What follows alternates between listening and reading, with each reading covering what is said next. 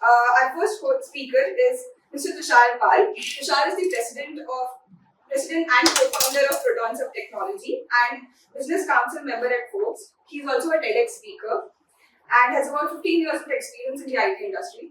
Welcome, Tushar. Our second speaker for the day is Mr. Rishabh Shah. He is a practice head of SRE, DevOps, and cloud computing at Deqode with about 10 years of experience in the IT industry. Welcome, Rishabh. So, thank you so much, everyone, for being here today. And I encourage active participation as well as make the most of this opportunity and network. So, over to you, Rishabh. So AI and cloud. I think this quite interesting thing that we have to talk about. Although we are going to talk about many more things later on, like Vertex specifically, but I just wanted to touch base with like essential things: why there is AI, why there is cloud, and how do both of these two come together. And it just makes sense to do a small brush up before we go into the deep dive about Vertex. I wish obviously Tushar is going to cover. So I'm going to talk about some things which are like on the top of the level and do a little bit of touch base with how things align in the industry, how organizations and businesses use these technologies to drive their motives, and what we have experienced in our journey so far, and how we can leverage all these things for our gain. Can we move on to the next one? So basic things. What is AI and ML? What are ML pipelines? How these two come together, and few solutions about these things. So AI. I think I'm pretty sure like everyone here has heard about AI, like how it works, what happens in it. So it's a borderline thing where like anything you see which humans used to do with their own intelligence, with their own capabilities, has been done by some machine. So that is where the concept of AI comes in. Am I audible at the back? Yes. So like an autonomous car. It's a very simple example where you see like a self-driving car taking all the decisions which a typical driver would take. Stopping the car if he sees something, taking the right navigation signs.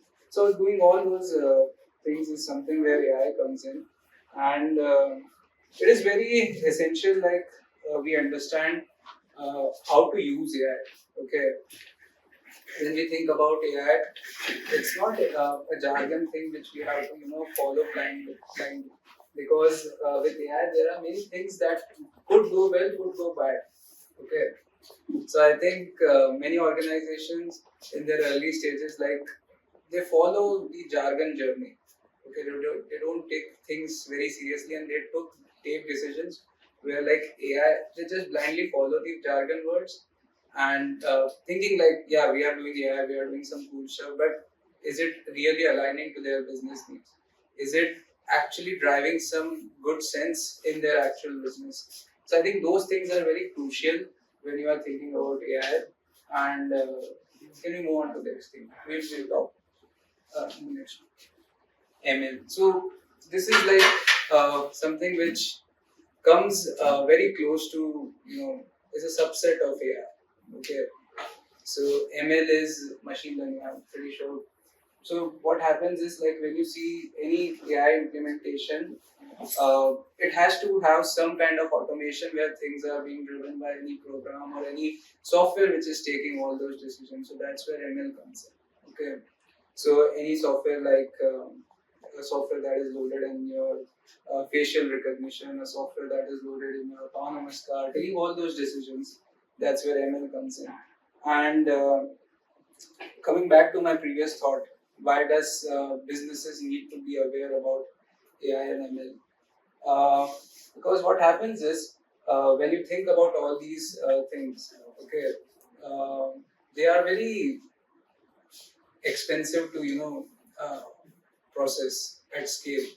Okay, so all of these things involve a lot of data processing, a lot of compute power, and a lot of engineering efforts as well. Okay, so when you see like any organization like investing money into AI, it should always be the case where it's actually driving business out of it.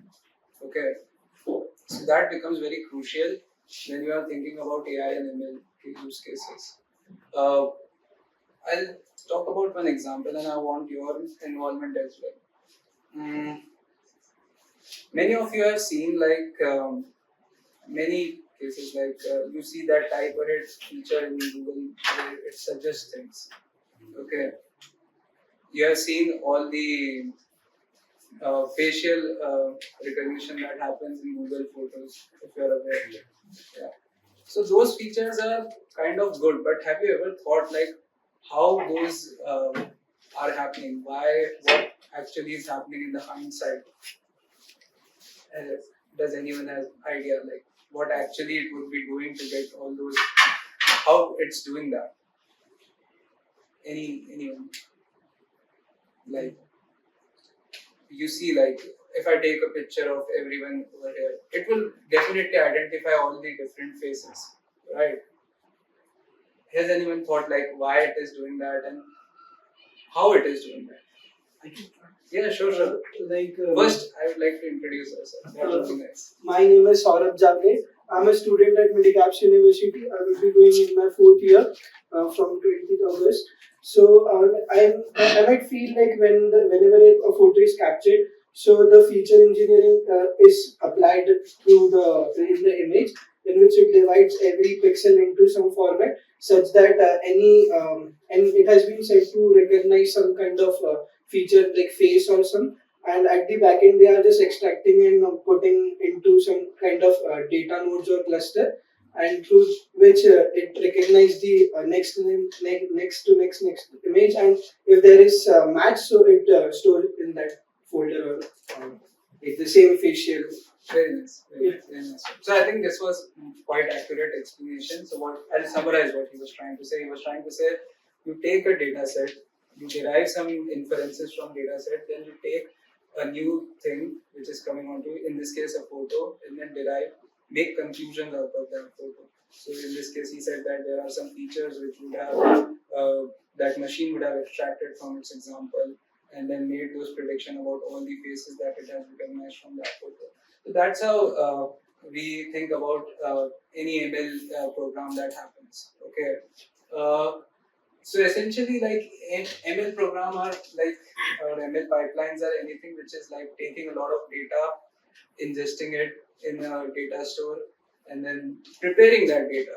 Okay, that is very essential because there is bulk of data that is available nowadays. Because everything that you are using, Facebook, Instagram, all the social media apps, and then you have all your banking apps, all your different payment apps where you are, Google Pay and those things. So all those things are generating a lot of data.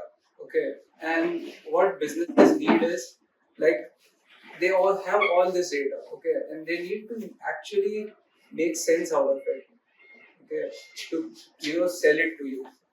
Okay, because otherwise what happens is you'll get things which are not recommended for you. Okay, so I'll give you one good example.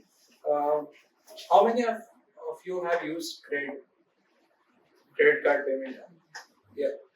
So it's an interesting use case because what it does is it basically captures your credit card usages. Okay, and it on the surface what it's letting you do is it's letting you make your credit card payments. But in hindsight, what it's doing, it's capturing all your purchase data, how you are purchasing, what spending trends, what are your preferences in social media, because it lets you connect everything. Okay, and then it gives you nice recommendations. Okay, maybe buy coupon for this store, maybe buy a thing. So there is a lot of AI going behind in the hindsight, a lot of ML engineering that is happening in the hindsight. It's giving you great recommendations how you can, and how you can, make your purchases, uh, make some new investments, and many things come in that application. So I think it's a very good example how that business is capitalized on ML and AI, right? So yeah, I was talking about this. These 3-4 stages are there which in the next slide we'll talk in a bit more detail.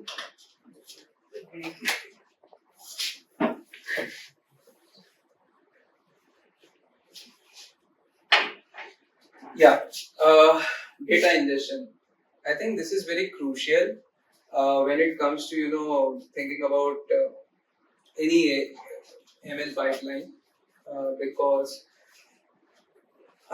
if you don't have data, then how are you going to build on top of things? How are you going to make any prediction, classification, or any kind of thing? So that is very essential. And organization nowadays have a lot of data.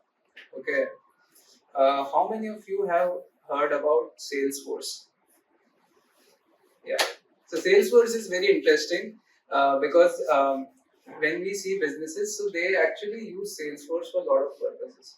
So there is marketing cloud, commerce cloud, and many other things which businesses use to sell their products, to make their products reachable, and to better utilize their products. Okay. So all that data is captured in Salesforce. Okay. Now what happens is to make use of that data, to make actual impression out of it. Okay, so first let me tell you what is impression. Okay, so impression. Suppose you use Amazon or any store that you visit to buy things. Okay, you open a product, you maybe save it to wish list, you make add it to your cart, or maybe just open the page. So that is an impression. Anything that a user is interacting on any platform is an impression. Okay, so that impression with your actual sales data, with your data, like what you have purchased, what you have looked at, and those make a very good insight. Okay, so all those impression needs to be captured. So that's where data ingestion comes in place. Okay, ingesting data from various data sources. So Salesforce can be one, there can be Market or HubSpot. There are many other sources. Your traditional databases, Postgres, MongoDB, all those things. So you can ingest a lot of data from those all those sources and create your data ingestion there. Okay. Clouds have many good tools for data ingestion. Have you guys heard about Airbyte or Fivetran? Okay, so I'll give you a brief about what are Airbyte and Fivetran. So yeah, Airbyte and Fivetran are data ingestion tools. Okay. So essentially, what happens is, if you are we were talking about Salesforce, so we have some data on Salesforce. Okay. We need that data in our central data store. Say, for example, we are using BigQuery. Okay. So a typical data ingestion pipeline would look like you are accessing the REST API of Salesforce, writing a script maybe in Python or maybe, and then using Apache Airflow or something to automate that script, and then building your DAG, and then putting that data into your BigQuery. Okay, so that is the trivial way of data ingestion. Okay, but the modern way is you use tools like Fivetran or Airbyte or Dataproc as well. That is also very famous nowadays. So what you do is you build a automation workflow where you just do drag and drop, and all the nitty-gritties that are there, like handling your auth token and everything, that happens in the hindsight with these tools, and they perform all your automation and give you the data ready in your BigQuery. So that's your data ingestion step. Okay. Now pre-processing. Pre-processing is when you ingest data, you have to you get a lot of data. Okay. So you will probably get, if you are ingesting a Salesforce table, you are probably going to get like 80 to 90 columns. Okay. But all those 80 to 90 columns are not something which is actually making sense for you. Okay, probably there are 10 to 20 things which make sense for you. So you need to eliminate those columns. So that is pre-processing, eliminating the clutter out of your own data, making it pristine and making it much more usable, then comes feature engineering, which is again like if you are making a model where you are actually doing end-to-end prediction, you need to identify features that make sense for your use case and how you are trying to tune those features. So we take one example. So we are trying to build a ML model where we show recommendation to our customer based upon their purchases and based upon their persona, what we have identified. Okay, so we'll identify features where we are like maybe what kind of customer age group that belongs, what is the gender of that person, what kind of preferences does he or she has. So all those things are something which we are doing in feature engineering. Then we have to we have to train a model. Okay, so there are multiple models which we can use for making those recommendations. But we have to like provide all this data and feed it in that training model. Okay, so that model gets trained and to make those predictions. Okay, once your model is trained, okay, now you need to evaluate. Okay, so that is a part of 2-3 models that you have trained. You need to evaluate which models are giving you better predictions. Okay, uh, based upon your evaluation, you select a model. Okay, suppose like you selected a RAG model, which is like a LLM model, whatever it is, which is making much more sense to your business case, how it's going to drive your business needs better, how it's going to make align with your customers better. So that you select, okay? Because every model that you evaluated when you are training were doing the same thing, but you need to select which is more aligned to your business case, okay? Then once your model is selected, then there is parameter tuning. So what happens is you need to select the parameters which again makes the most accurate prediction. Okay, tune your parameters so that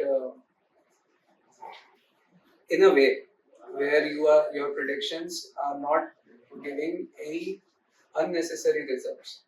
Okay, they are giving you more and more closer results, and then maybe what you can do is whatever predictions you have made, maybe feed it back in your system and then give a uh, create a feedback loop to your system. Okay, so you are creating a better and better predictions. Or and then the most important thing comes is model deployment. Making your model available so that it can be accessed by your applicative services. Okay, so your applicative service was your e-com platform, and your model gives the predictions. So it needs to be accessible, otherwise it's of no use. So that model deployment may be an endpoint or whatever it is, whatever you select for your business case, that deployment needs to happen. And then what happens is monitoring and maintenance. So that is a common step for any software that you deploy on anywhere.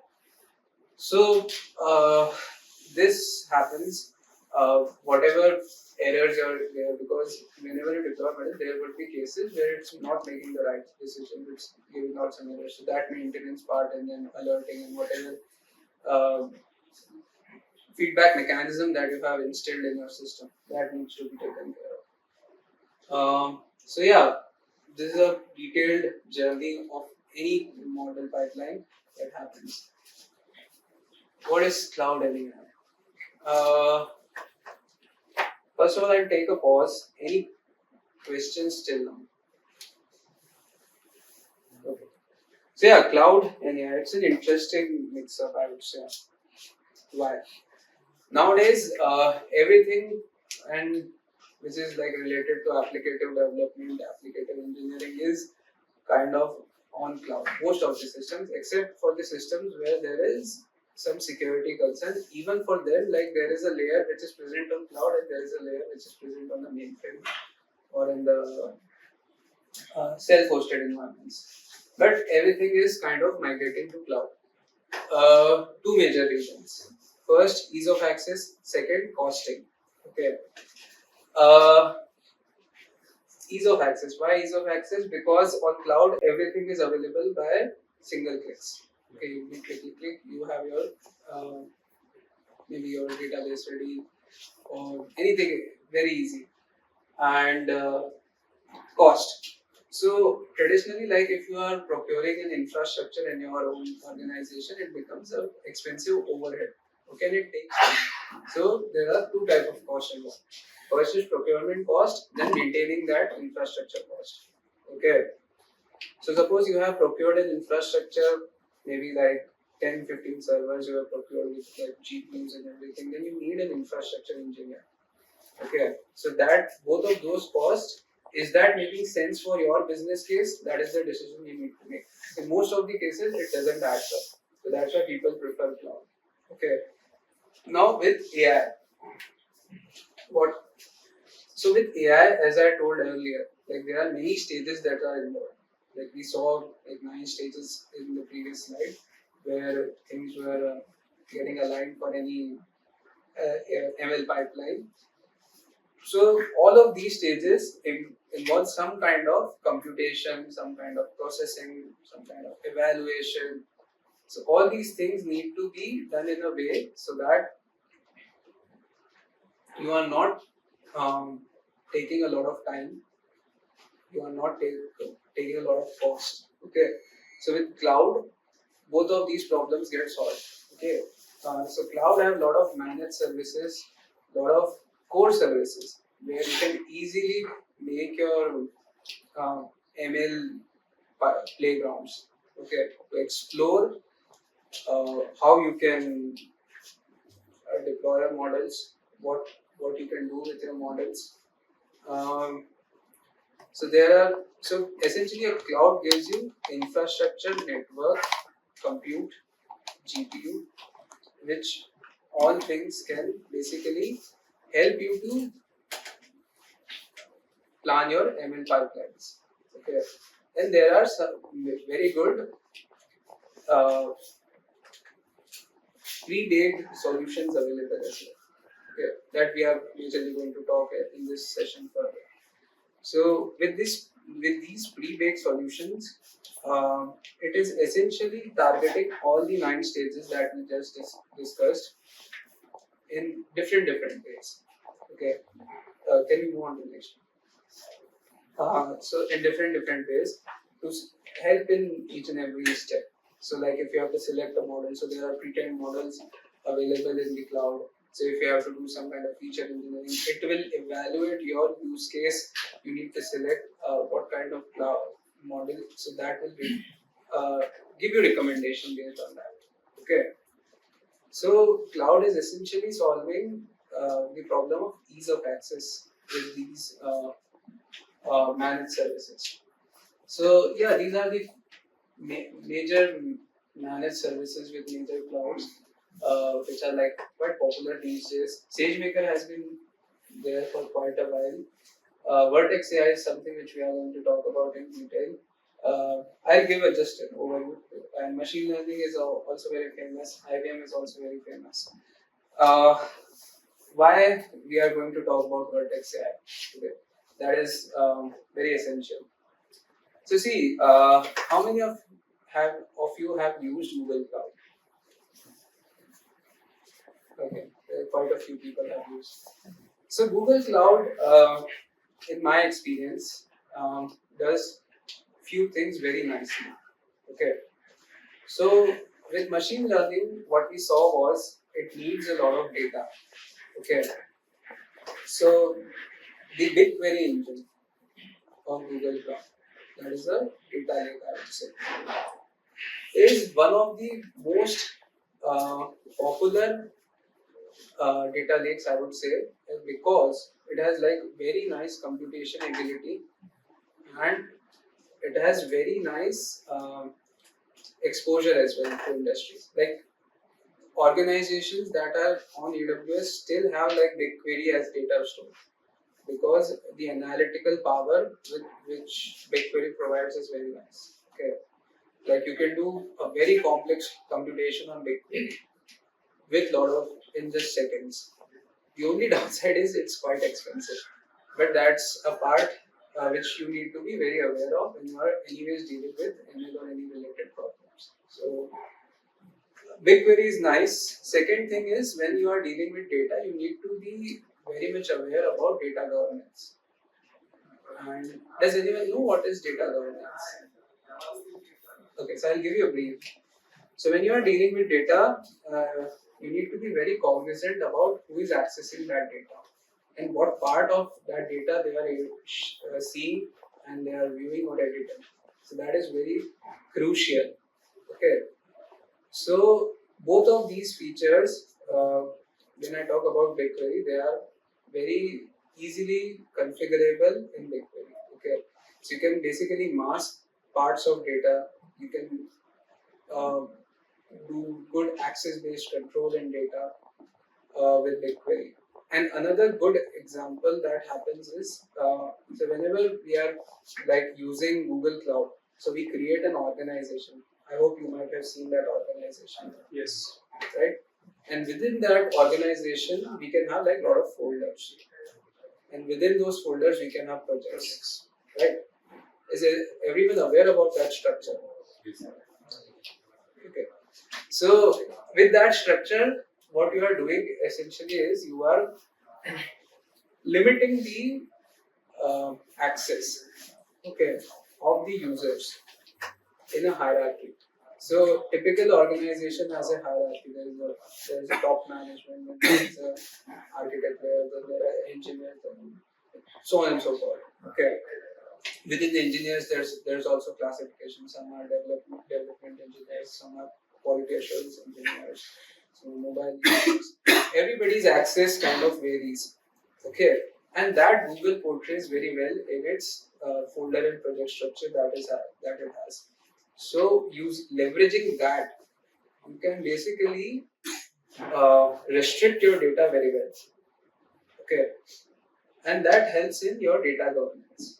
Okay, once you have very good data governance, then you can plan very well how you are going to use that data further in these machine learning scenarios. So yeah, that's why we prefer Vertex AI as from a cloud perspective. Okay, and Tushar will talk more in detail what happens in Vertex AI and how powerful is it. Okay, so yeah, why Google Cloud? That I have answered. So I think that was last slide. Yeah, any queries?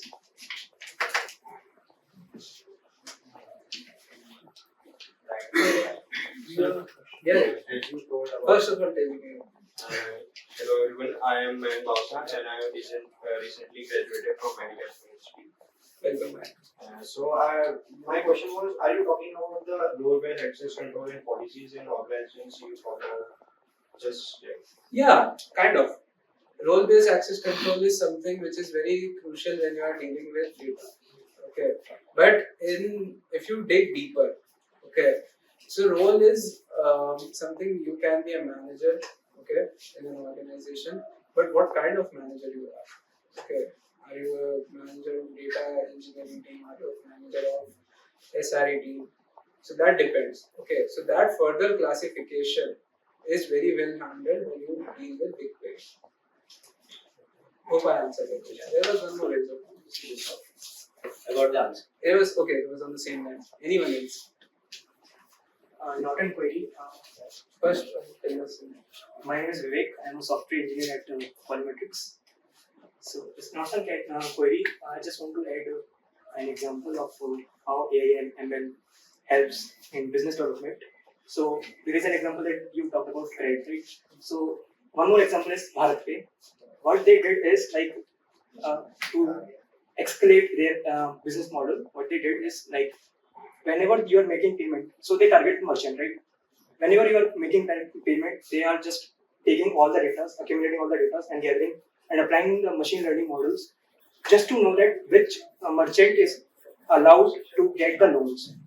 So based on that data, they provided a loan and took the interest in the form of like whenever you pay through QR of their, they just take the interest like 0.2% or whatever their charges. So basically they help this like data model to business escalate their business. Yeah, that's a very good example indeed. Thanks for sharing. Anyone else? Anyone who would like to share, say something? Alright, I'll give it to Tushar. Thank you. Yes. So first of all, let's clap for Rishabh. So he has delivered all the things about the ML and why we should go for Google Cloud and about the Vertex itself. So yeah, thank you, Rishabh. Tushar. So I also would like to thank to Deqode for inviting me for the meetup. So thank you, Deqode team. So before starting, I just want to know from your side, like how many of you are already familiar with Vertex AI? No hands. So probably like after this meetup, I would love that you all can basically like can do some experiment and can explore about like how Vertex works. So that would be really impactful for us because it's not like where we are teaching you and you're just explaining, just understanding about Vertex. It's more about where you also explore and you can also utilize like where that Vertex AI can be utilized. Any of use cases. So yeah. So this is about me, I think, and I think this is about the talk. So firstly, we will talk about the introduction to the Vertex, and somewhere around we will talk about like how with the help of the Vertex, how we can manage the data sets and building and training of ML. Explainable AI is like one of the part of the Vertex itself. Deployment, Gen AI, and conversation AI, and then something. So, as you already aware about like how ML world is going, right? And everyone is in the game, right? AWS is in the game, Azure is in the game. OpenAI is also like taking a lots of things related to Gen AI, of course. So Google has to stand something and has to build something. So they come up with the Vertex. It's a very beautiful, like I would say, the platform they have created to cater specifically for the ML stuff. And this is how basically the managed ML platform, I would say, where they have given, as Rishabh already explained about the pipeline, right? So there are certain stages. So in every stages you have to do something, right? So suppose if you will be doing it on the different platform or on the different sources, so it will be very difficult for you to connect each other. So Vertex is all about it. Like within the single platform itself, you can create the entire pipelines for the ML. Like either it's fine tuning for the ML models, or either if you want to create your own model and you have to import their, you have to train the data sets as well. You can also create the multiple data sets, and it's all about basically like so. It's kind of with a platform where you can manage the entire your ML stuff. Why I am talking about on the basic level, because you have to understand like where exactly it should be used, right? Because if I will be talking more technical in that, so probably like you will not able to understand how exactly you can connect your use cases.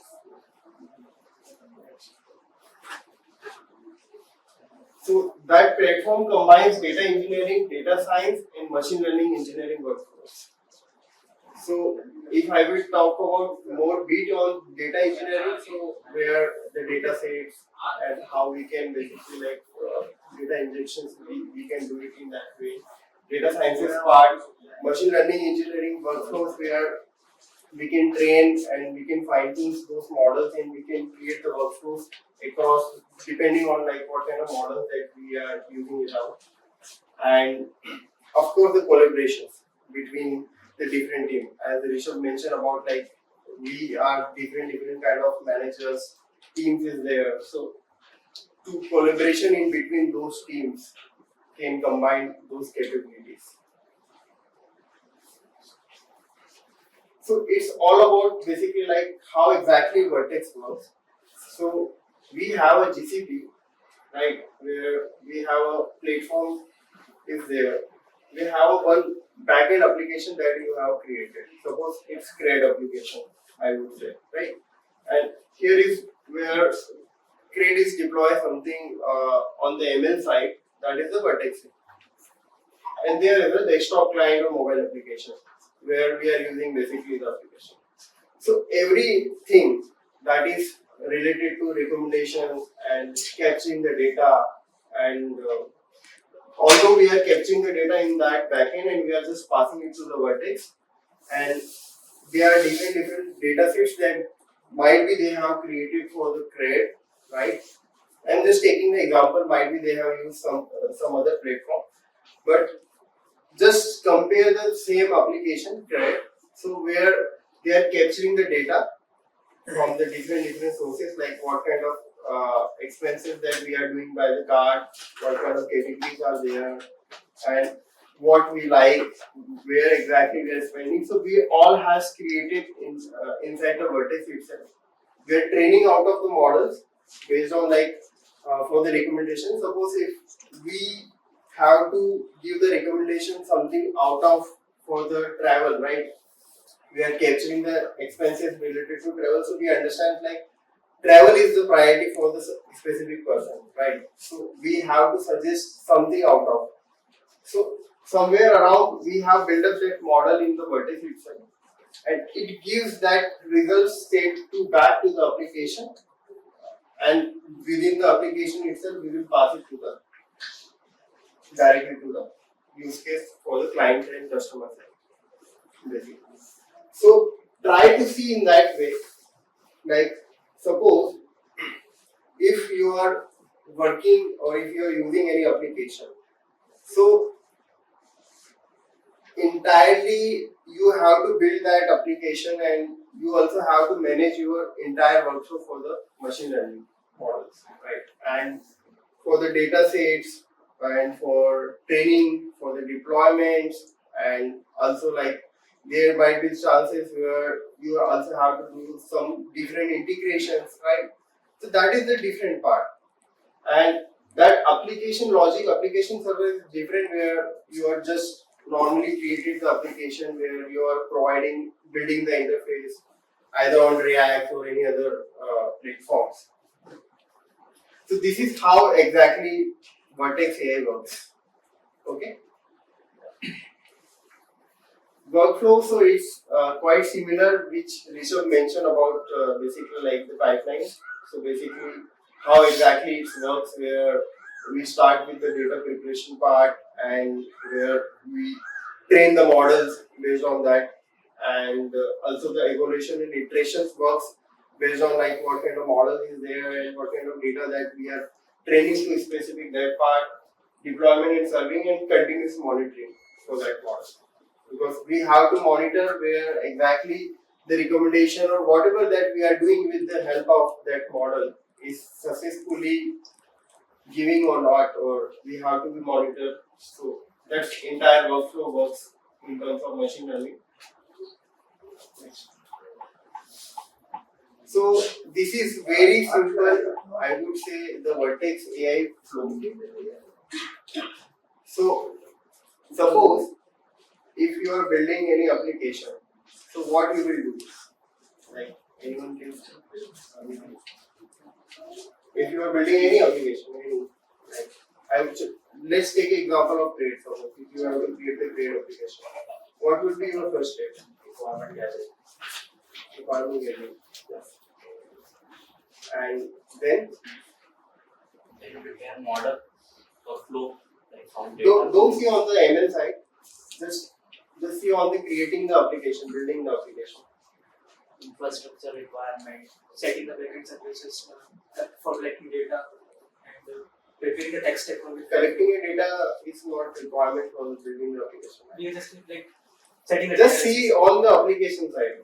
If we have to create a similar application just like a CRED.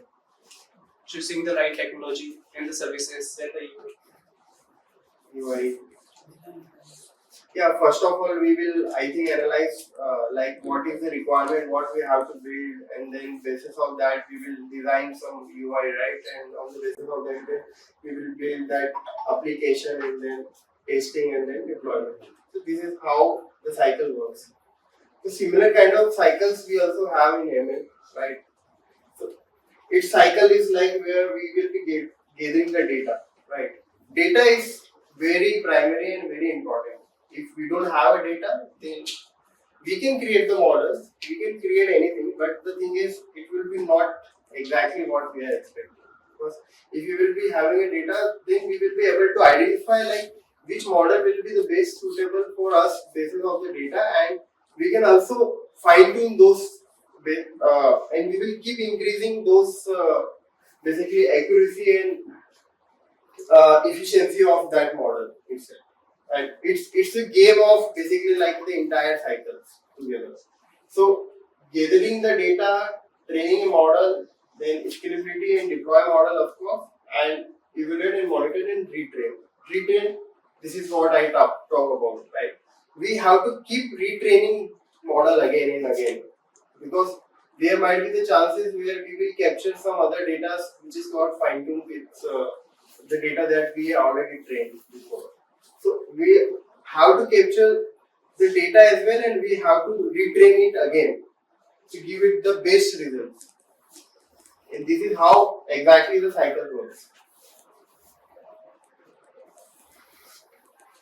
So it's very good, I would say, that diagram is there basically about the capabilities to understand like what Vertex AI can do, what are the capabilities that we have, right? So if you will relate that pipeline, which Rishabh show basically, like we have a different stages. I will also talk about the same in upcoming slides. But if you would say, we have bifurcated all the different parts, right? So there are some deployments thing is there, there are some training part is there, experimenting is there, right? And here some pipelines that we can capture. Monitoring one which I talked about, and there is some auto ML things stuff is there. So its entire cycles, like what are the capabilities that Vertex can give you to build that basically like any application and to build any model out of, we can use it. So it has basically the entire capabilities. Like, so you don't have to think, you don't have to go out of it. Like if you really want to build some application across that ML side, so Vertex can help you on entirely sides in that. So basically Auto ML, they have basically capabilities where we can basically like create the multiple data sets as well, and we can fine tune on the basis of that, and we can also capture the data by videos and by basically like the different kind of languages as well, and there are different basically taxes form is also there. BigQuery is also like one of the form where we can also do frost. Forecast is newly introduced, though it's I think somewhere around 6 months ago, I think they introduced with the forecasting, where suppose if we are building an application just like a weather application or some kind of thing, so we can also statically create that forecasting out of. Translation is there. Also on the model side, Vertex provides some SDKs.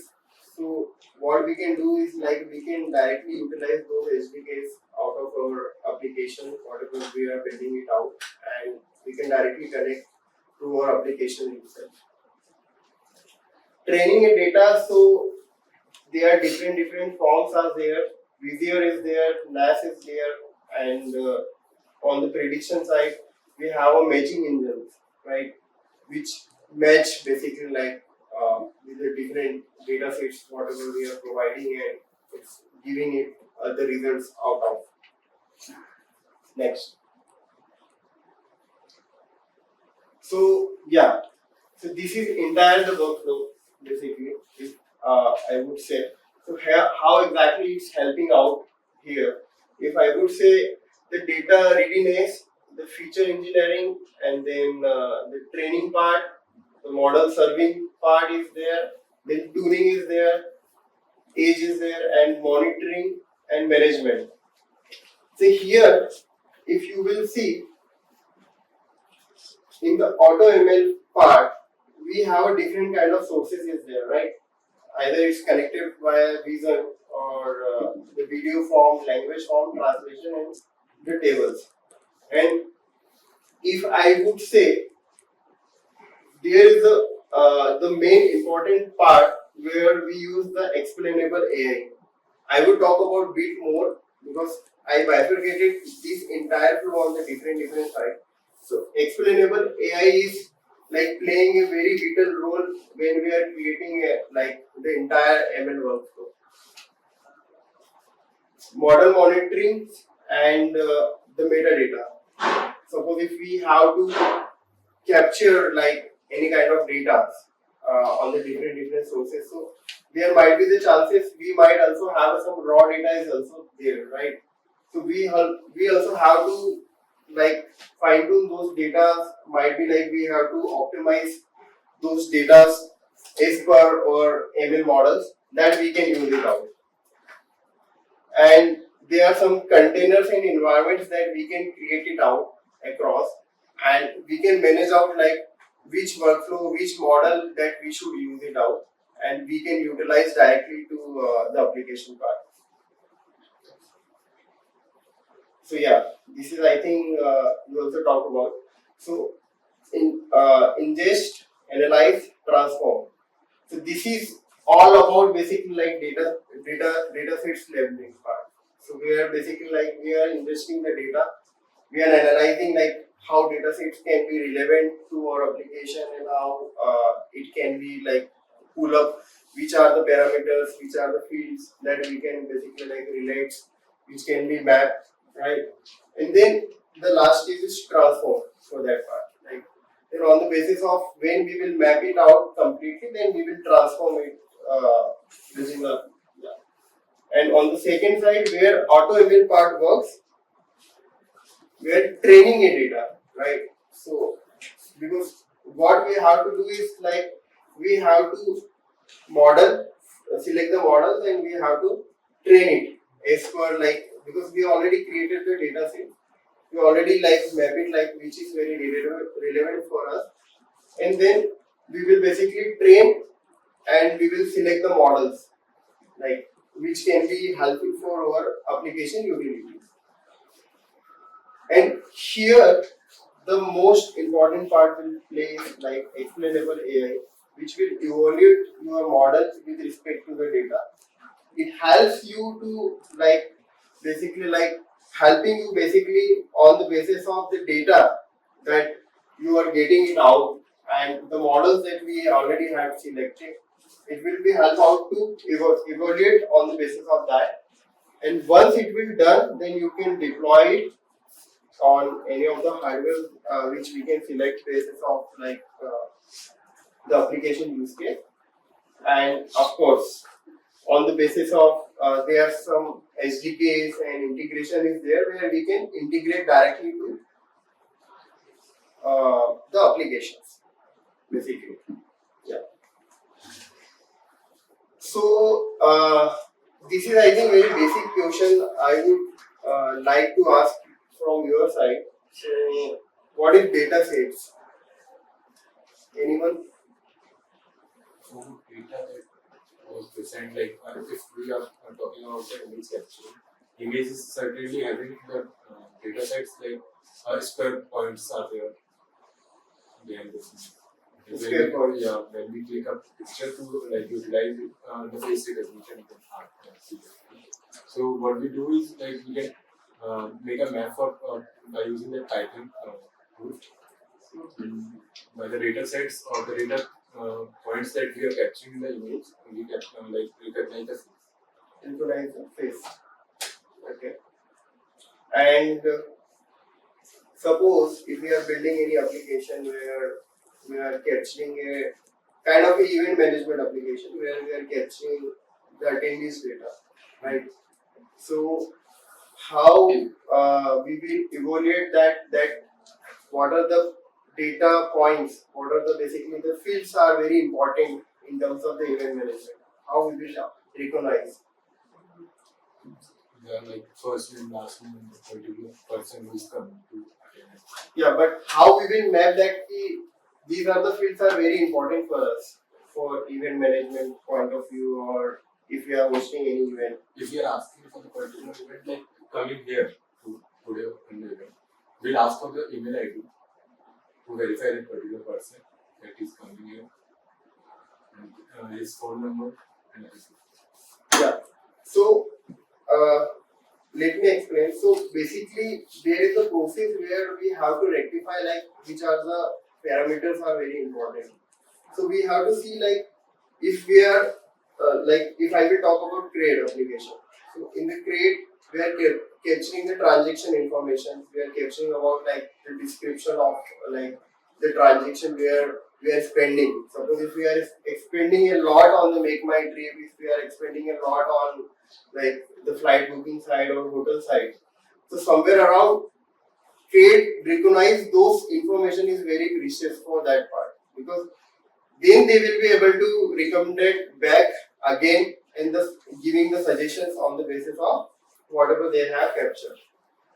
If they are not able to identify those fields, if they are not able to identify like which are the things are very important, then of course there will be no suggestion in that. So we have basically like the data sets available in the Vertex where we can create the data set in the form of image, in the form of tabular, in the form of text, or in the form of video. It can be any source.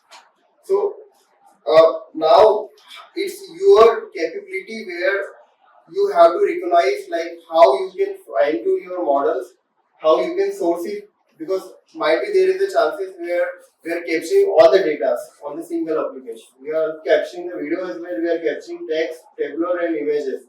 But we have to map somewhere around on the single centralized form, and then we have to give the recommendation, right? So this is how exactly I think the source wave will work.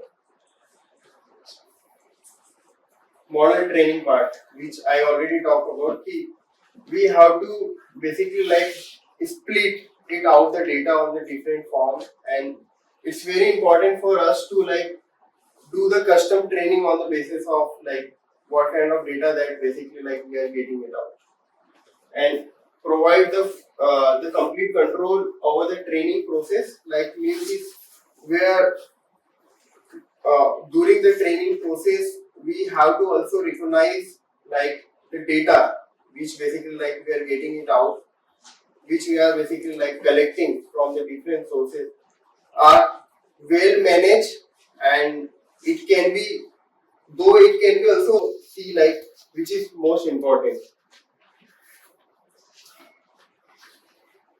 So it's basically the screenshot of the Vertex AI itself, where basically we can select the image classification single level and image classification multi-level. So what is the difference in between single and multi? Anyone?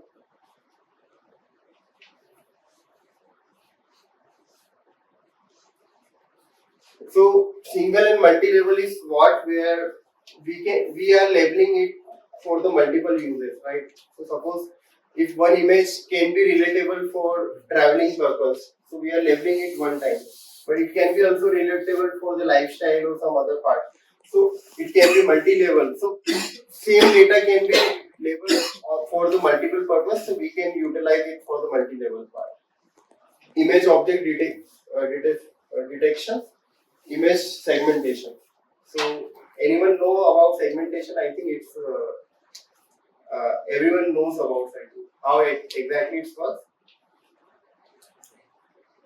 So, our image is a collection of pixels, so might be it's related with it. Try to see on the data side, like how it can be. A data is also a collection of many things. Same data, same segment. Like what we can say. if some things are similar, so they will be a different segment.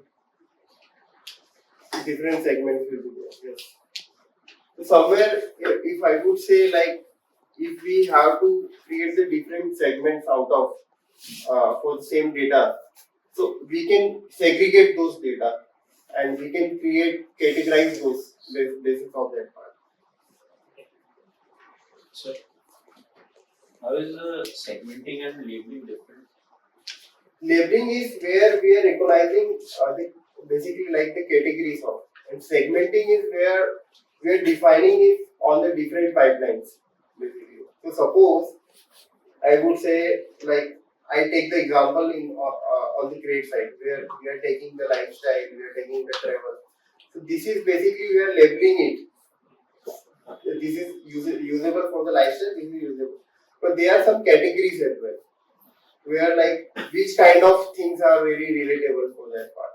So it can be uses for that, where we are segmenting that images, and even if we are collecting the images, if we have the source and we are getting different images, different kind of images where it's related to I would say, suppose if I am uploading basically like credit card information, I am also like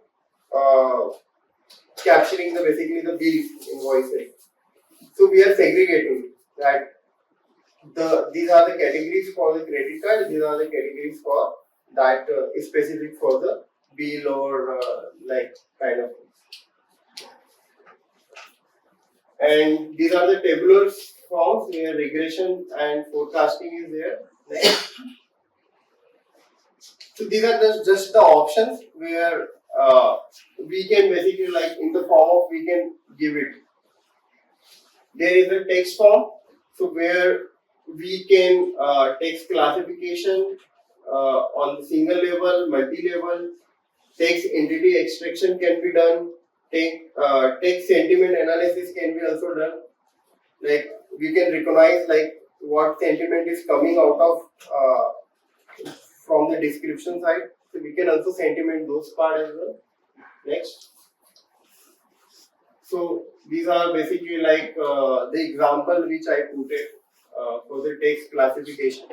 So Vertex AI itself provided basically the option, and they also provided basically the sample code itself, where we can basically just classify the text, and we can basically like with the help of large language model we can use it out. Model training. I think that is also the same part for the video, where video actions, video classification, and video object tracking can be done. So with the help of that, like suppose if a football match is there, right? So what will be there? Like we can recognize the patterns, like how we are playing, and even we can also predict, and we can also give the result out of it. Yeah, you should play something like this, or you should play something like this. So I was in one of the conference of Google, and they created a very good use case. So what they have done is they created basically the small tough kind of things, and there was a one football kind of stuff they have created. And what they captured, basically they put it basically I think 6 or 7 cameras, and they are capturing basically the patterns, how we are playing. So they are predicting on the basis of like what are the styles, how our accuracy, and how our power. So they basically created the 3 criteria, and they entirely deploy this on the Vertex itself, where they are capturing the data from the mobile phones, and they connect it with the Wi-Fi. They capture the data. They recognize. They already train with like, and they also suggested how your style is very familiar with Messi, Ronaldo, or like such a big player.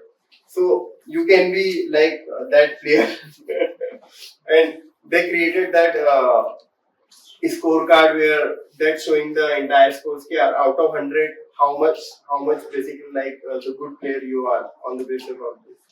So this is like one of the very good use case where like we can recognize, we can basically like improve our efficiency itself, and on the patent side, and how exactly it can be. Yeah. Data labeling. So it can be basically like the two types where it can be fully managed data labeling that we can do. So one is like where labeling is very important, right? Because if we will not label that specific data, then somewhere around we are not able to relate. So it's very important for us to label specific data and sources, because once we will basically upload the data, or once we will basically give the data to the data sets point, so it's very raw. Like there is no use cases of that point. How model will recognize and how it can be helpful for that. So we have to label it according to our use case. We have to label it. So that is somewhere around that data labeling parts works, and it can be two part. One is the feature stores and another is the data label. So in the feature stores, it can be also humanized by us as well, and we can also like use some kind of script where we can put it out, and that can be labeled automatically basis of like image recognition and basis of the data. Feature stores. So here we have a, I would say basically like big query or like the cloud storage part place. So we can directly integrate with the BigQuery, or we can directly integrate with the cloud storage.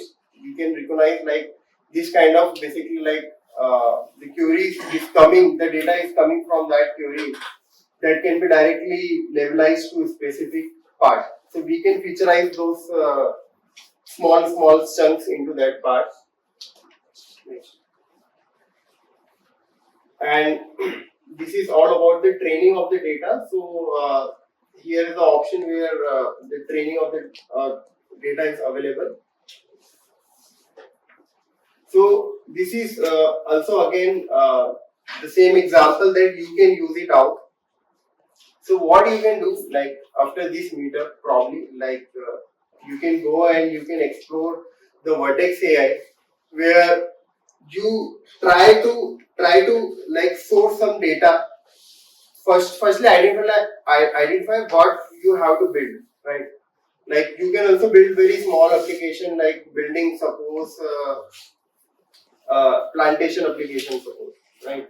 Where we have to recognize like which area has like the good plantation in Indore, right? They IMC just uploaded one of the data which is very related to the plantation. You can get it from their website. You can source those data. So data will be first your requirement. So you already got it. Now you have to identify what are basic, how you can label that data according to your requirements. So you recognize what are the data points are there, recognize those data points, and then now you have to recognize the data models. Basically, which model will be useful for your use case. So how you are solving. So you can also categorize, and you can also identify like this model can be very useful, or this model can be also the best for that part. So you can also select that part, then fine tune it as per the data that we already have it, fine tune, and then try to deploy it somewhere around. And once you will deploy, and you can also connect with any of like application. Even what you can do is like you can easily connect with Firebase, or Vertex AI also provide the Firebase integration as well. So what you can do is you can directly connect to the Firebase, and with the help of the Firebase you can directly get the data within your application itself. So that can be integration can be also done, and you can refer this code for the classification and training part. The classification code is also available, and training part is also available. So you can also utilize this code and you can build top of it. Model garden. Anyone hear about this name? Model garden. I've heard, but I didn't say. So actually basically like a very popular name of basically like by the Google itself. So that it's a platform itself, Model Garden, where they also introduce like some of the things related to Gemini as well. So in the Model Garden, you will have a like library of models, I would say. So where you have a different like when we go to any garden, right? So what will be there? We have a different kind of flowers. Whatever we like, we pick and we can just see those flowers, right? So it's kind of the similar kind of things. So same name, why they refer is model garden, where they have a different variety of models is available. You can see like which is very suitable for you. You can just pick it out. If you don't like anything, you can also put something out of which you like. So you can also create your own over there, and you can also pull up. So it's very easy for us to like suppose if we are building the very generic application, right? So it's very easy for us to like select any of the model from the model garden, and we can pick that model itself, and we can fine tune basis of the data, and we can create the application. And very easy, I would say like I don't think you hear like our brains involved with some ML stuff or some regression is involved over there. Yeah, I think if I may, so I think Model Garden is kind of it's a platform. Okay, so what happens is when you are starting your business, you don't always have the data. So to prepare your models, okay, and this can be a very good place where you can select model which is closely related to your use case. Okay, and then once you have your own data, you can create that feedback loop again and fine tune this model. Yes. Okay, so that becomes like very easy for like commercials to have a pre-trained model available, because otherwise what you have to do, you have to go to first create your own, select a model, then buy data for that model to train it, and then create various biases, and it becomes a very cumbersome and time consuming process. I think this is solving that problem, like all things on cloud does, giving you a platform, managed services. Yes. And they also introduce some GenAI models as well. Like Gemini, you can also integrate with the model garden itself. So if you want to use GenAI stuff, if you want to like select any of like the use cases based on the data, so everything is available. So you don't have to worry about like how you will identify like which is. They also provide some recommendation stuff as well. So can you move to the next slide? Yeah. So this is basically explainable AI. So how exactly it works? Anyone knows? Anyone is aware about?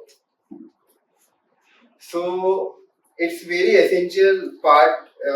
I would say in Vertex, because whenever like we are building an application or we are basically like working with any ML part. So explainable AI is like where it's somewhere about evaluating your data sets and also like relating with your models and on the basis of like giving the results. So somewhere around it works with that part. So if I would say in terms of the steps, so working as expected, meeting regular standards, allow affected parties to challenge or change outcomes, promoting end user trust, and auditability and productive use of AI. So this is basically like the steps basically which is the ensure about basically like all things should be worked as per that part. So I would say like suppose uh, we selected one of the model and we also have a data set. Now we have to evaluate like whether it is relatable or not, or whether our data sets and whatever we have labeled are very good or not. So we have to evaluate, right? So how we will evaluate? We cannot do manually, right? We have to do something within the platform itself. So where exactly it works? So it's help you to evaluate. It's help you to basically like give you like how exactly it should be. Your model is very relatable or not, and it can be how you can morely optimize your data sets. So it's kind of the same thing that is provided. So yeah, so here so here is an example of basically like the cat and dog they have put it, and basically like it's on the contracts where I would say we have to recognize their cats and dogs are there, and we have put it like something out, some small stuff. So it's very difficult for us to identify, or either like on the plane. If I would say the plane is there, so whenever we are seeing the plane, so there might be the possibility we identify it as a bird. There is some possibility. So here that explainable AI works exactly to map to recognize more on the more better way. So we have to identify and we have to create more data sets out of. So it can be most useful in that part. Although it's also have some limitation as well.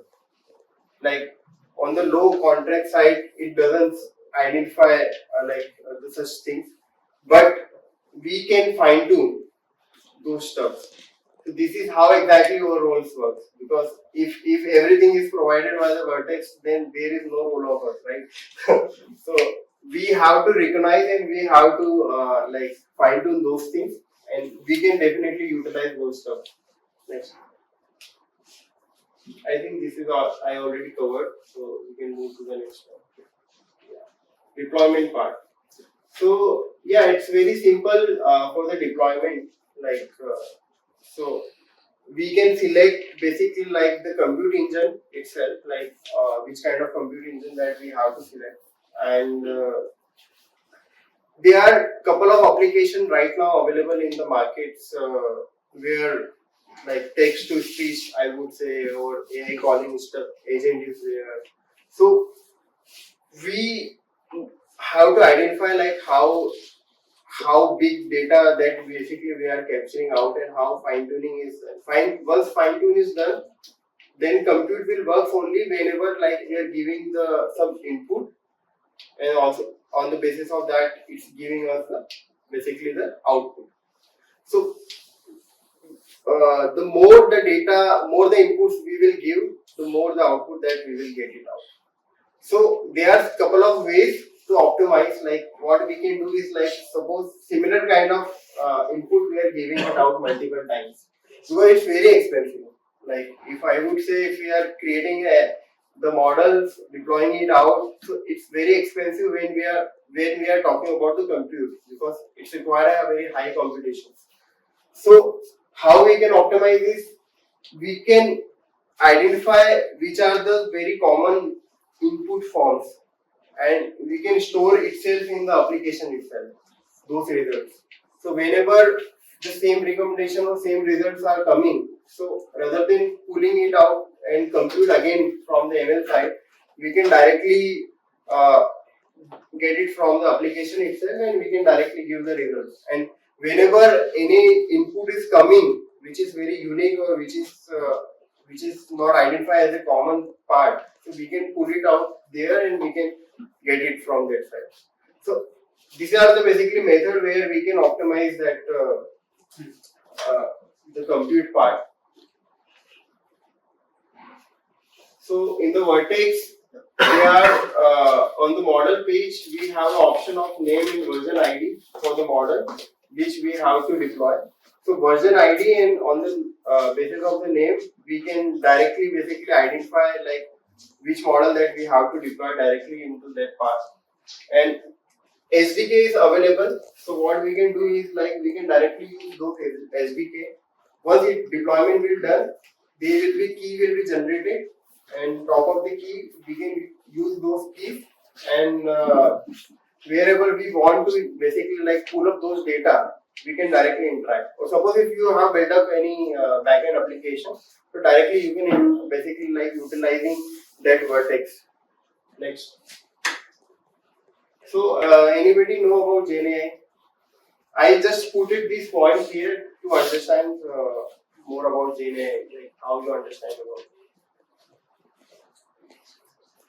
GenAI. किसी को पता है?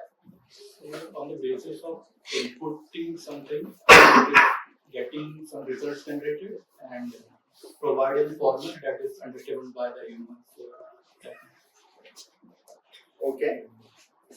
Anyone? I think it's uses NLP for the recognition of different type of patterns in sentences provided by data sets by humans, and they process it and try to make a proper understanding out of it and giving out the result.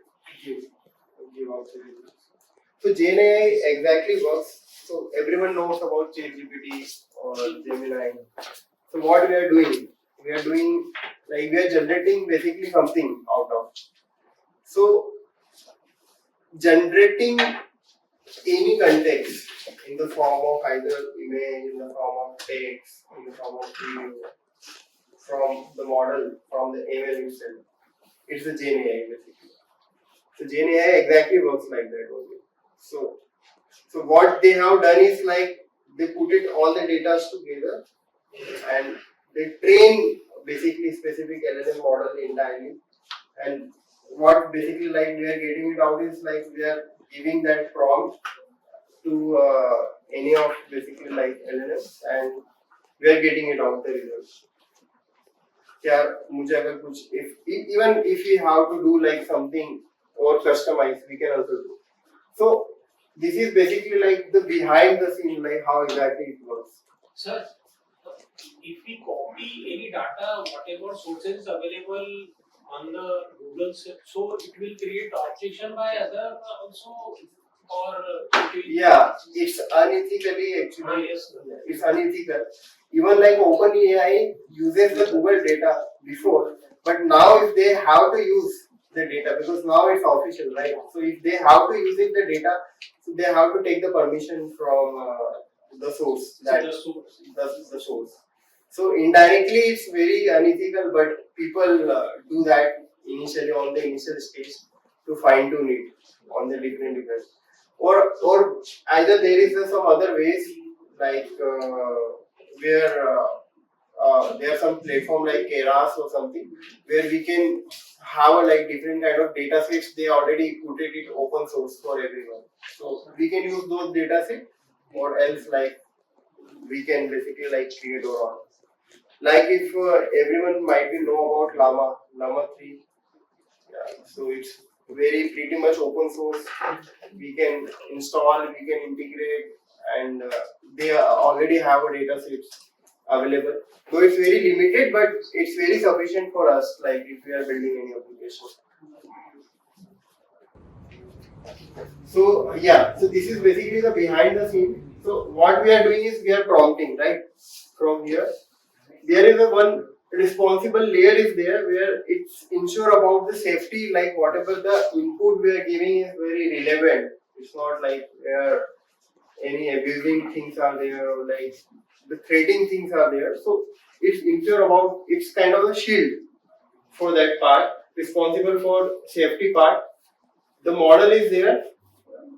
It's not visible, right? Foundation. Foundation model. Pre-training is there, and I think it's yes. So whatever we are prompting first comes with responsible AI and safety, and then it's modeling into that part, and that is the model customization layer is there where we are preparing the data, tuning it, and foundation and deploy and monitor basically. And here basically is the check that basically we have done out of, and when we are giving the response, again we are checking whatever the response that we have created is on the safe side or not. So it's again check, it's responsible to give the proper response, and then again it's coming back to the. So this is how exactly any ChatGPT or Gemini works. So this is exactly the same thing for there. Next. So yeah, I think that's the same thing. the data privacy and control part. So AI conversation, what is there? What is that? Anyone hear about conversational AI or kind of things? ChatGPT.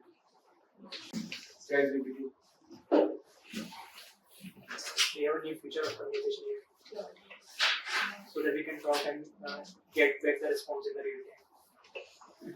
Kind of sentimental analysis in which a human is interacting with getting response.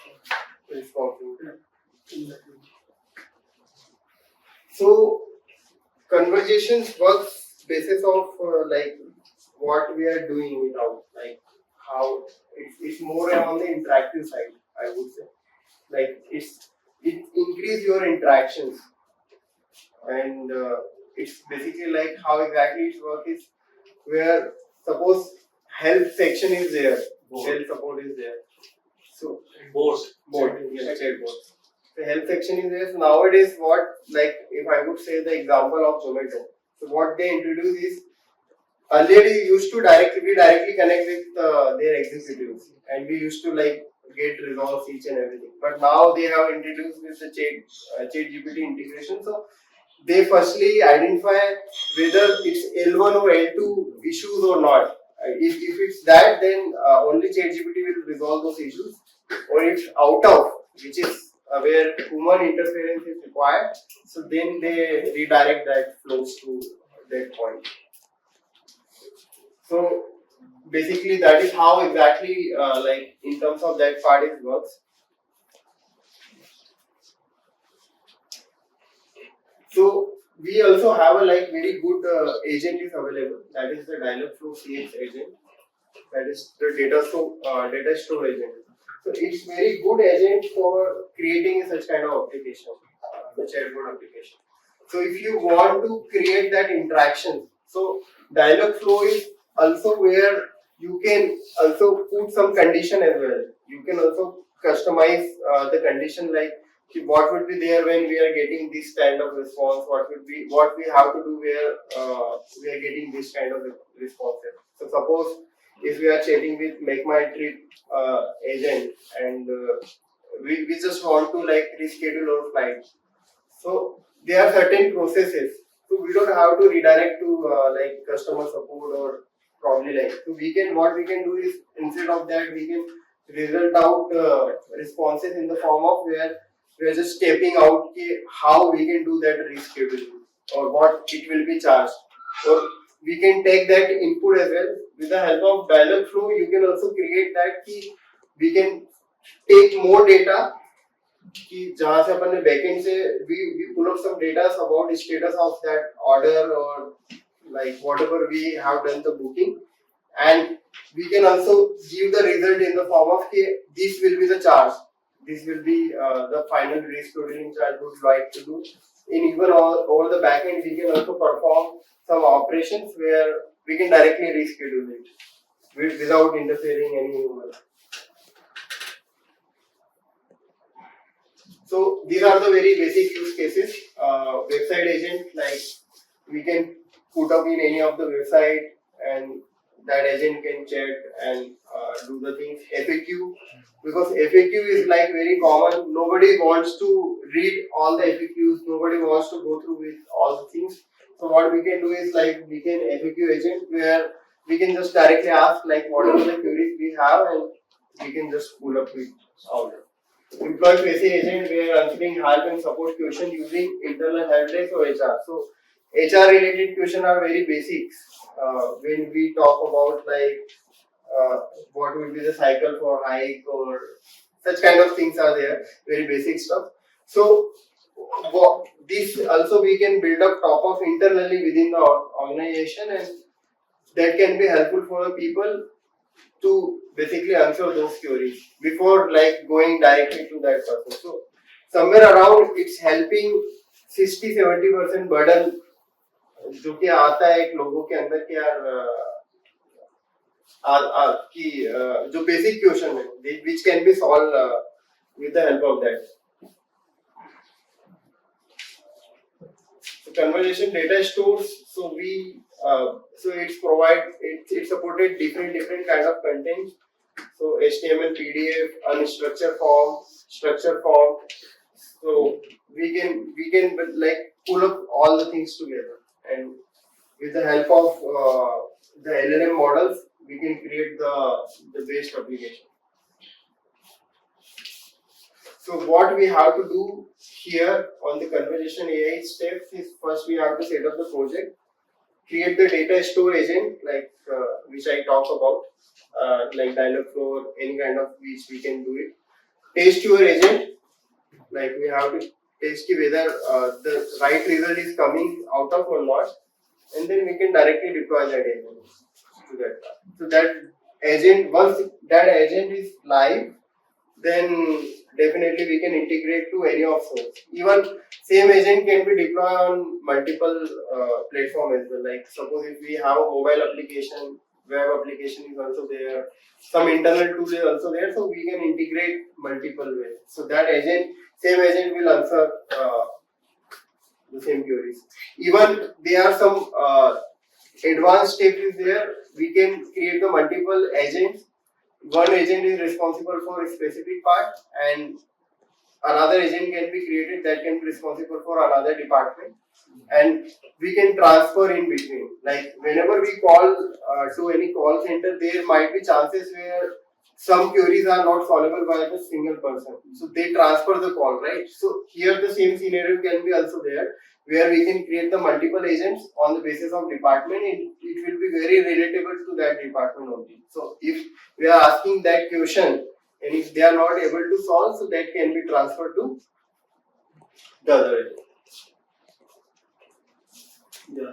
So this is, I think, the example I have put it out, where we can directly use that classification and we can directly integrate that part.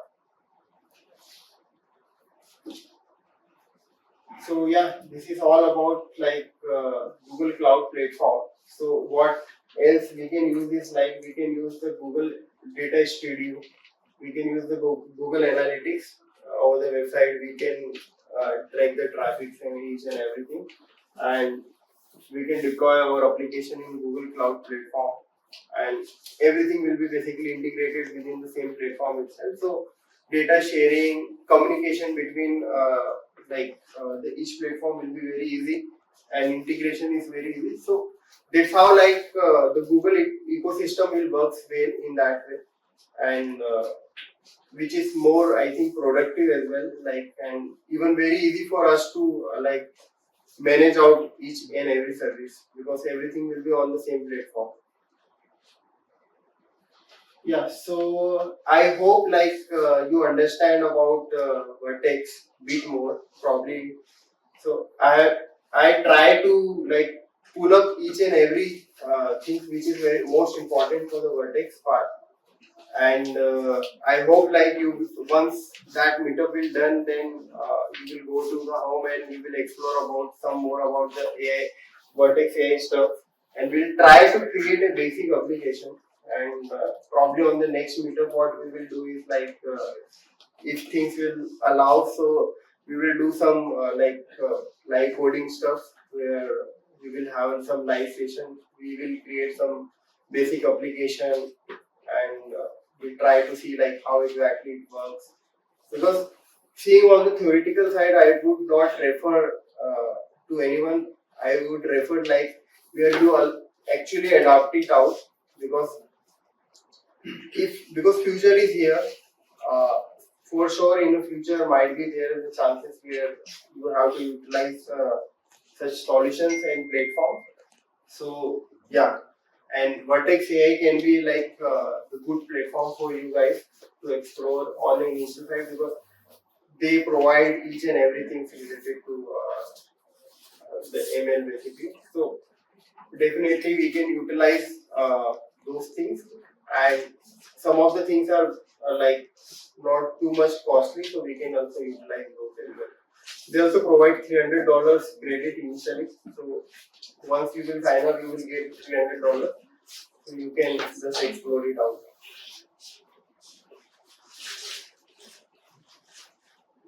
I think that's all. So, Any questions? Any questions? queries? So you explained about Vertex AI. I have queried that Vertex AI is a platform of Google or it is basically a platform like a cloud platform in Google. so it's a platform of Google. Google Cloud platform. So, whatever software we made with the help of AI, so updation will be the very much challenging task. First, we already made it in first efforts. Then modification comes laterwards. For example, I am taking the example of law, sir. So if I make if with the help of you make income tax software, so modification will come, amendment will come later on some certain years. So that will be updated automatically, or we will face the challenges. So it's a part of pipeline only. So might be I think you come late when we explain about the pipeline. So in the pipeline we have to retrain it again and again. So whenever we build the application, once we deploy that application, so it's not where our work is done, right? So it's a part of pipeline where we are capturing the data and we fine tune it again, and on the basis of that it's also like increasing their capabilities as well. So we have to keep monitor and keep basically retrain those models so that we are getting the best result out of, because there might be the chance in the future we are getting it out some other use cases which we have not handled out of. So what we have to do is like we have to capture those as well. So retraining is like the part where we have to ensure about that process. Okay. Basically, sir, I have two questions. Firstly, who will be responsible for the privacy of that data which we are putting in the model? Will it be Vertex or will it be I who will be training that model? So like there are two ways basically. Like first is like Vertex AI itself, like they provided like some kind of the security policies they have and accessibility for that model itself. So you can restrict those things within the policy itself, and also the user-based roles you can pull up, and on the basis of department level or the policy you can create it out. So that can be the one of the way where you can restrict your model. And the second is like from the application where you are assessing that model, so you have to also ensure about that it's not exposed, right? Okay, so basically, it will be I who will be responsible for that. Both. Okay. I think security works two ways. Yes. Okay. So first thing is you need to secure who is accessing your data. Okay. And then Google needs to secure is your data being accessed by some malicious third party or not. Okay. So your users are your users. So control for your users is your governance. You need to plan your governance, who can access your data in what way. Okay. Google's responsibility is your data remains confined to your project only. It is not getting leaked out of your project. So that's how security works. So on lower level, I will be responsible. On higher level, they will be responsible. Yes. So once you put it the data there, basically they will be responsible for it. On the front of it, it's your responsibility who is accessing your data. On the lower layer, it's Google's responsibility that your data is secured within its data centers. Yes. Okay. And so second one was that how could the authenticity of the response be tracked? Like let me give an example. Last evening I was working around Llama 2, the Meta's model. Okay. So when I put that who is Mukesh Ambani, the answer was correct. And when I replaced that name Mukesh Ambani with my manager's name, the answer was very weird. Like he is a South superstar and got a national award for this. So how could this could be eliminated? Because the prompt was correct that you need to provide response from internet only. Don't give any fake response. If you don't know the answer, just give an answer of that I don't know about that. So who will be responsible for authenticity of this, the responses, the correctness of response? So I would say because it's a big game of fine tuning itself. Because we cannot predict and we cannot even like rely on the single source of the truth. So there is no way I would say because from my point of view, there is no way where like we can recognize those. It's like the authenticity is done from our side. But what we can do is like we know like what kind of response that we are expecting, right? From that part, we already know. So we can prompting out according to that part, and we can recognize like whether we are getting the proper response or not, and then we can channelize it. If we are not getting it the proper response, then we have to work on the fine-tune part for the specific model, or either if we are getting it from the any open source or any ChatGPT kind of, then we have to recognize which prompt can be good for like getting the better results. Sometimes if we are putting in input and we are expecting some kind of result from any chat GPT or these kind of applications, we need to make sure that this answer is not correct and these response are not correct. What is our requirement? It is not providing by ours. So accordingly, we just need to cross question and modify that question. Like these are the variables or these are the things that I am not looking for. Accordingly, it will again responsive and modify that code. And this is how the role of prompt engineers came out of, because like the prompt engineer works is like to get the best out of the results in the form of.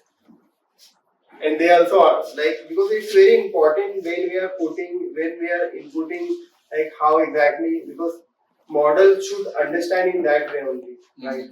So we have to also recognize like what are the things that model can recognize and what are the things which we can put so that we can get the best statistics or best response from the model. Yeah, Rishabh, you want to say something out of? No, I just want to give an example. This is very interesting. Like nowadays, if you are using Google Cloud, you might see Gemini everywhere. Okay, and that is doing very interesting thing. Okay, how many of you know about Terraform or IAC? Okay, so IAC and Terraform are basically, Terraform is a kind of IAC. Okay, it lets you generate your infrastructure using infrastructure as a code. So what Gemini does is, like if you go to a virtual machine, okay, you'll see a Gemini button. So it will generate a code which will help you to provision that machine. Okay, you can use that code as it is up to like 90-95%. Only thing remains is like you just put in your machine name or whatever it is. So like these kind of things it is generating, but it is not always 100% accurate. Okay, so that's where your question comes in, like how accurate it is, whose responsibility it is. So up to now, whatever models we are seeing and whatever outputs they are generating, they are to the extent like it is giving you a good guideline. Okay, maybe in the future it will eliminate the need of an infrastructure engineer per se. It will generate the whole thing completely, but that's not done till yet. Okay, so I think that's where things are evolving. But there are downsides as well, because there was one interesting slide where Tushar showed us like this is a security checks and balance layer. Okay, so what happens is when you train a machine, okay, it's quite different how a machine is trained and how human is trained. So let me give you an example. Okay, I am building a model for a goalkeeper. Okay, what's the job of a goalkeeper? To save the goal. Okay, whatever, if somebody is taking penalty, its job is to save the goal. Okay. Now what happens is, whenever the goalkeeper saves the goal, he gets an applause from the spectators around. Now, from human point of view, the job of goalkeeper is to save the goal whenever ball is coming out. The model might get trained in a way like if I save the goal, I'll get an applause. Okay, so you see the objectives are shifted. So that's what you need to keep in mind. It's a machine that is getting trained. So for the model, the reward system is getting the applause. But for human, the reward system was to save the goal. So I think that's how it differs. And these kind of variances can lead to a bad model getting trained. Okay. And that's why that layer is very necessary. until now, I don't think like all the models that are there, like Gemini or ChatGPT or whatever that's out there, that model is perfect. Okay, so there's a lot of debate going on, like what kind of content you are putting out, what kind of thing you are putting out, is it accurate? But till now, it's like 70 to 80% accurate. But in the future, it might be better. Was probably AGI will be there. Yeah. Rishabh, might be a very basic question, but why different models produce different results for the same concept? Like if I am giving the prompt to ChatGPT and Gemini or Rishabh for the code I want in some use cases, then I get that the different results from different models. It depends, right? So think about it in a way, you are asking the same question to three different people. So three different people will give you three different answers. Okay, so it's the same way, like what kind of data those models have been trained with, what kind of inputs they have been given, what kind of internal logic and algorithm they are following, it might differ from there might be different. That's why you will see some variation in the response. Okay, so it's all about like, suppose you have to reach from place X to place Y. That's your question. Okay, so there might be three ways, and each model might suggest three different ways. So it's same as that. Because for the coding thing, ChatGPT produce better results than Gemini, and for certain different things, Gemini produce different results. I think because ChatGPT might train on the code. Yeah, they might have. It's all about data sets because they have data linkage with their. Exactly. So yeah, if you have better data sets, you will give better results. If you have better conditioning, it's all about like. If I have read more about Python, I will give you better results about Python. If he has read better about Ruby, he will give you better results about Ruby. It's all about that. It's all about like what you learn, what you experience. Yeah, asking three different questions, same question to three different people. Different perspective and everything will be there. Just try to see like you are human and you are able to answer the certain things perfectly, right? But there might be the chance where Vikas can answer something different, right? Yeah, sure. Welcome. Hi, Rishabh. Myself, Tushar Pal. Basically, my question is about that for example, when we work on the cloud, then we are only dependent on the party and the sources. For example, on the Microsoft. But sometimes what happens, अभी जैसे हमने सुना था Microsoft का server के साथ दिक्कत आ गई थी, and we are completely dependent on that. So my question is that can we create our own cloud? For example, जैसे जो सर्विसेज बहुत ज्यादा कॉस्टली, मुझे पता है आप जिससे बात कर रहे थे क्लाउड की ईज ऑफ एक्सेस हो जाता है. बाकी दिक्कत यहाँ पे आती है कि अगर आप अपना क्लाउड बनाएंगे तो फिर वो सारी सर्विसेज जो वो प्रोवाइड करते हैं वो शायद बहुत ज्यादा कॉस्टली हो जाए और अपन खुद से बनाने पर. If we create our own services then that will be a very complex situation. But the thing is, the basic functionalities of the cloud can we create our own, so we will be completely dependent on ourselves. देखिए, इसको ऐसे देखा जा सकता है कि कोई भी इंजीनियरिंग जो होती है, अब जैसे आप कार है, बहुत से लोग कार बनाते हैं, टाटा मोटर कार बना रहे हैं, hyundai कार बना रहे हैं, हम भी बना सकते हैं. पर बात यह है कि वो हमें बनी बनाई दे रहे हैं क्योंकि उनके पास बहुत सारा नॉलेज और बहुत सारी चीजें हैं, बहुत सारा उन्होंने रिसर्च किया है, बहुत सारी उनके पास इनपुट्स थे बहुत जगह से. ऐसा नहीं कि हम आज की डेट में जाए तो कार नहीं बना सकते क्योंकि नॉलेज सेम है, कंसेप्ट सेम है, चार पहिए लगाने, इंजन लगाने, गियर बॉक्स लगाने, कार. ठीक है, कहने को आसान है पर बात होती है कि इन सब चीज़ों की सोर्सिंग है जो आपको कलेक्टिव बुके मिलता है इन सब चीज़ों का, तो उस चीज़ को असिमुलेट करके जब आप पैकेज प्रोडक्ट बेचते हो तो वो बात हो जाती है. But having said that, in your case, हाँ, अगर प्राइवेसी, सिक्योरिटी और इन सब चीज़ों की बात है तो बहुत सी चीज़ें क्या होती हैं कि you can differentiate. Okay, you can keep your data at your own sources. You can create like direct tunnel between your own hosted, your own private data center and the cloud. Okay, so what happens is कि तुम्हारा data तुम्हारे server पे ही है. Okay, जो आसान चीज है. तुम्हारे सर्वर पे तुमको अगर एक Postgres का सर्वर चलाना है बहुत आसान बात है. ठीक है, so तुमने तुम्हारा data तुम्हारे data center पे ही रखा और तुमने क्या करा कि एक VPC लिंकेज बना दिया तुम्हारे डेटा सेंटर से क्लाउड के बीच, ठीक है।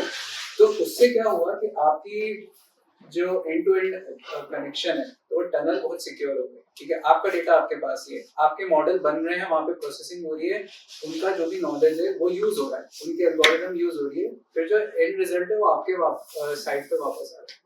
तो आपने थोड़े पैसे देके उनके नॉलेज को यूज कर लिया और आपने सिक्योरिटी अपने पास रख ली।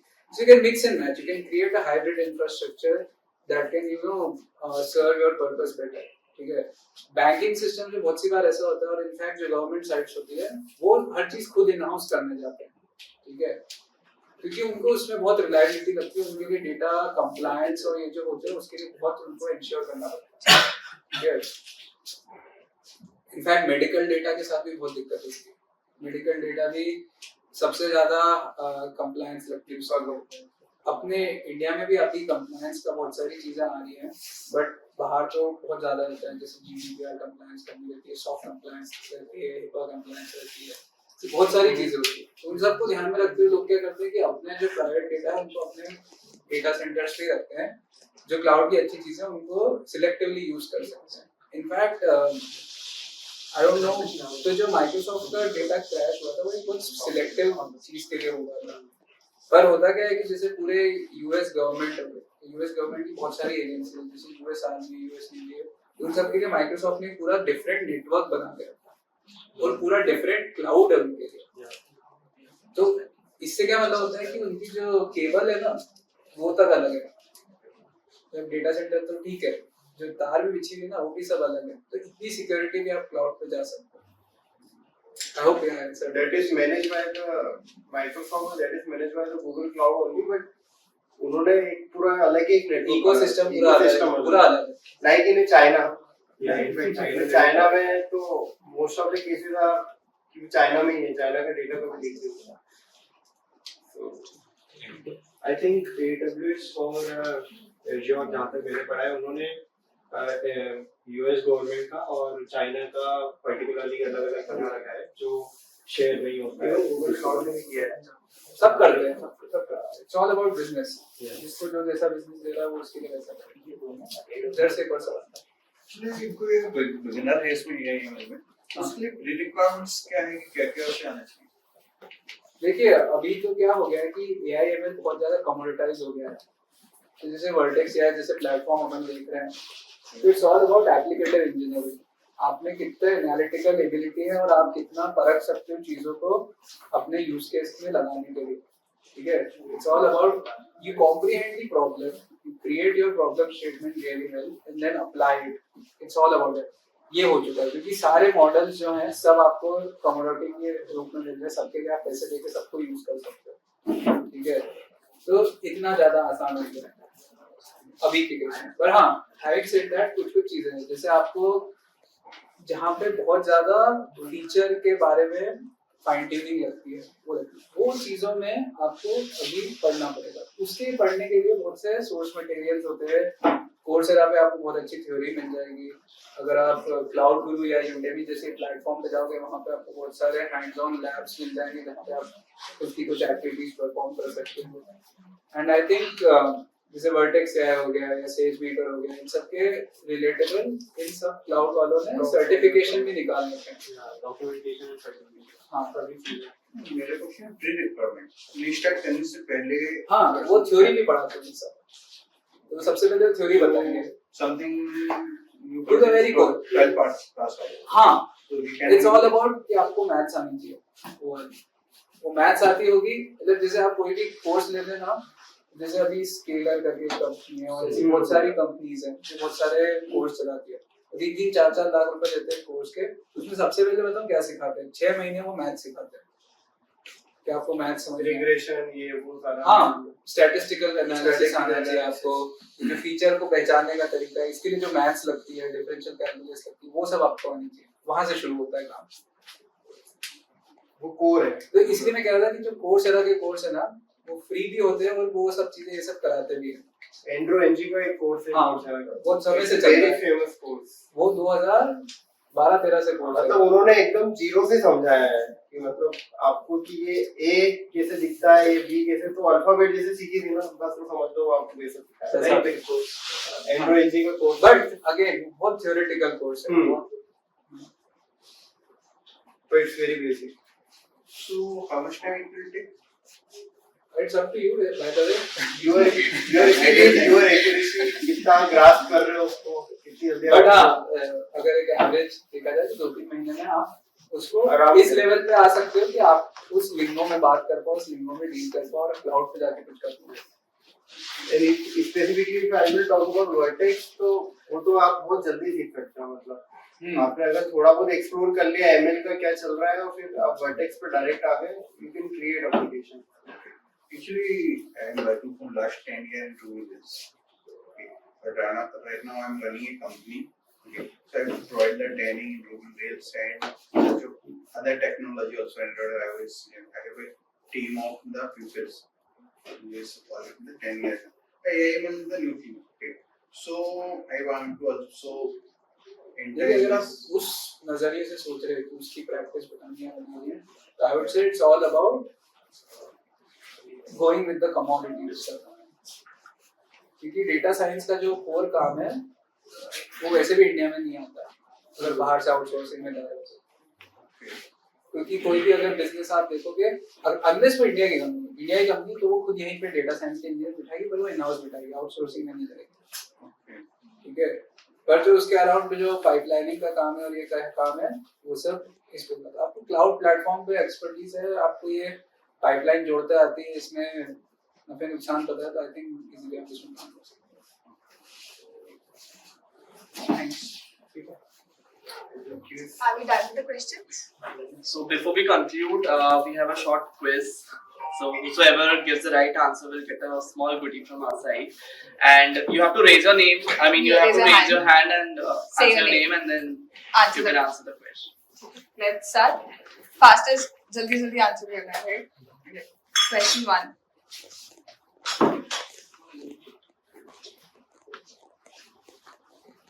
Raise your hand with your name and answer. Yeah. Yes. Shubhansh, third one, composing original music in a various style. Anyone else? Fourth. Guys, raise your hand, say your name. We won't be able to. Raise करो and then Third. Some. Vivek, third. Kuldeep Dani, fourth. Okay, fourth.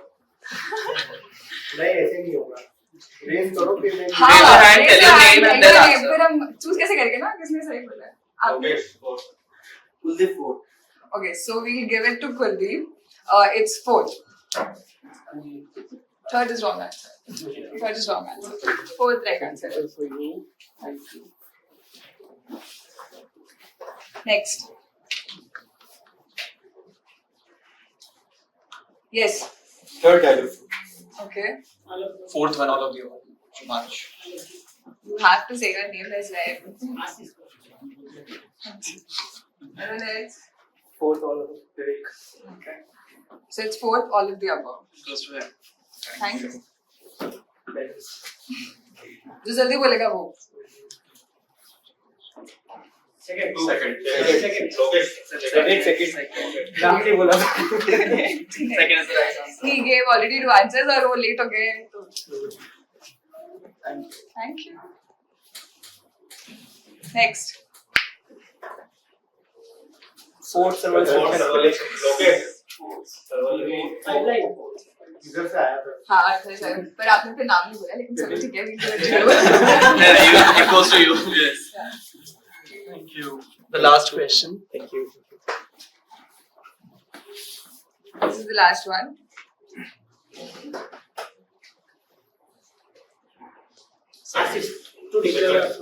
Third. Second.